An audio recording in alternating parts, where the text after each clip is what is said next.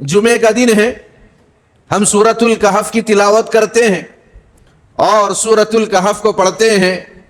اس کا ایک مضمون جو خلاصے کے طور پر بیان کیا جا رہا ہے تاکہ معلوم ہو کہ سورۃ الکہف میں اللہ تبارک و تعالیٰ نے کیا بیان فرمایا۔ سب سے پہلے تو ان لوگوں کا جواب دیا گیا جنہوں نے اصحاب کہف سے متعلق سوال کیا تھا۔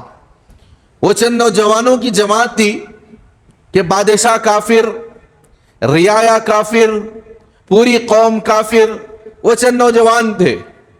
قرآن کے اندر ذکر کیا گیا کہ 3 تھے اور کہا گیا ہے 5 تھے یا 7 تھے، اللہ تبارک و تعالیٰ بہتر جانتے ہیں۔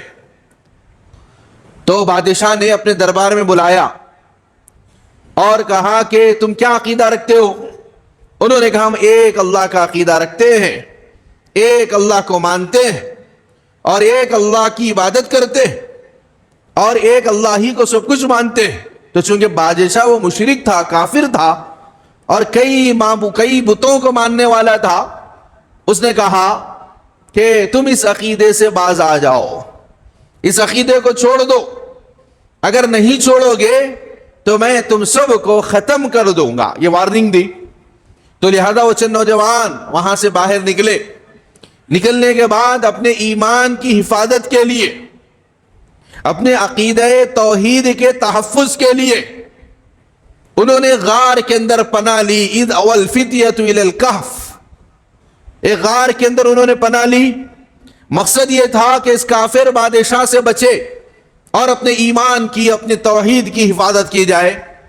موجودہ دور بھی ایسے ہی ہے، فتنوں کا سیلاب ہے، فتنوں کا امڑتا ہوا ریلا ہے، اس کے اندر اپنے ایمان کی حفاظت، اپنی توحید کی حفاظت، اپنے دین کی حفاظت ہم میں سے ہر ایک کی ذمہ داری ہے۔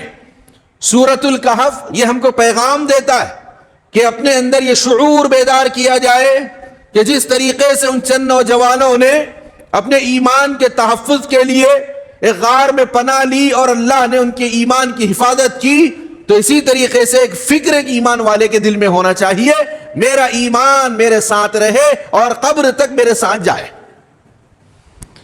جب وہاں پر چلے گئے تو اللہ تبارک و تعالیٰ نے انہیں 309 سال تک سلائے رکھا۔ 309 سال، یہ اللہ تبارک و تعالیٰ کی قدرت ہے۔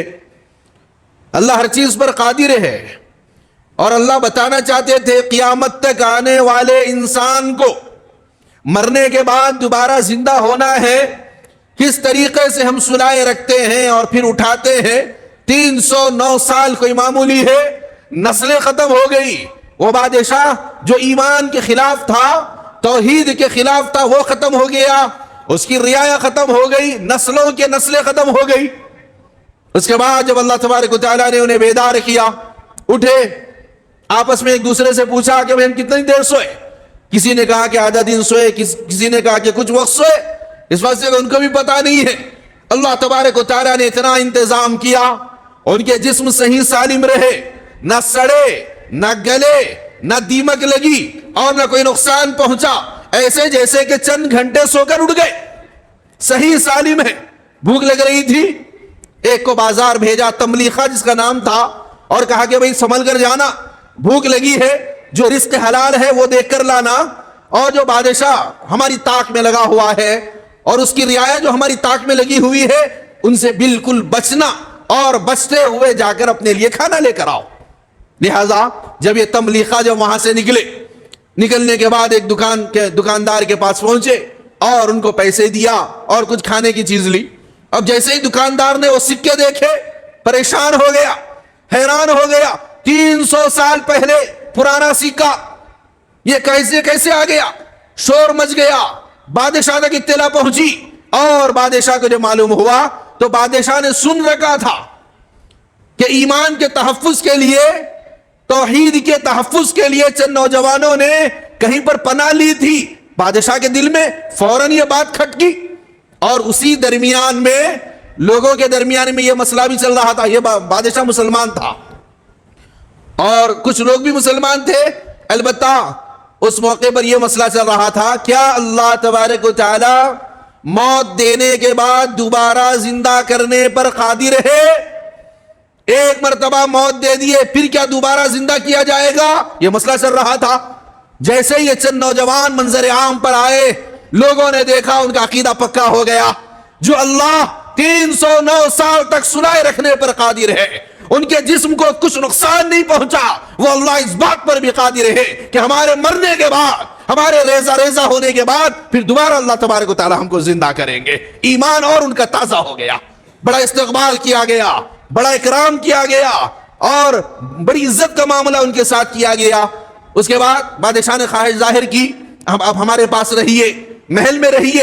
انہوں نے کہا کہ نہیں، ہم وہیں پر اسی غار میں جائیں گے. اللہ کی مشیت تھی، اللہ کا ارادہ تھا، لہذا وہ پھر اپنے غار میں چلے گئے. جانے کے بعد اللہ تبارک و تعالیٰ نے جب ان کو وفات دی، ساتھ کے ساتھ تھے وہ، ان کی وہیں وفات ہوئی. لوگوں نے پھر بعد میں جب معلوم ہوا ان کی تکفین کی اور پھر وہاں پر ایک مسجد بھی تعمیر کی تاکہ وہاں پر لوگ عبادت کرتے رہے. تو یہ سورۃ الکہف کے اندر اللہ تبارک و تعالیٰ نے یہ واقعہ ذکر کیا ہے. ہم جمعے کے دن پڑھتے ہیں، ایمان بھی تازہ ہونا چاہیے، ہماری روح بھی بیدار ہونا چاہیے. اس پورے واقعے کو ذہن میں رکھ کے سورۃ الکہف پڑھیے.